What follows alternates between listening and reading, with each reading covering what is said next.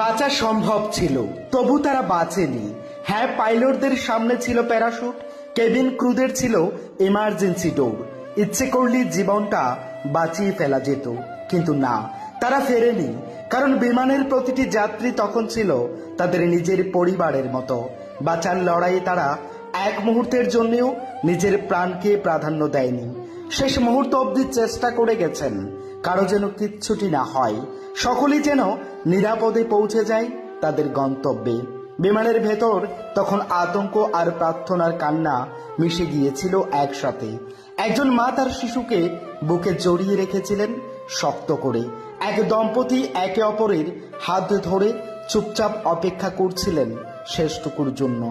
এক যুবক যার ব্যাগে ছিল সারা জীবনের সঞ্চয়, লন্ডনে শুরু হওয়ার কথা ছিল এক নতুন জীবনের। আর কিছু কেবিন ক্রুরা মণিপুরে দুই তরুণী যাদের চোখে ছিল স্বপ্নের প্রথম উড়ান। তাদের জীবন শেষ হলো দায়িত্ব পালন করতে গিয়েই।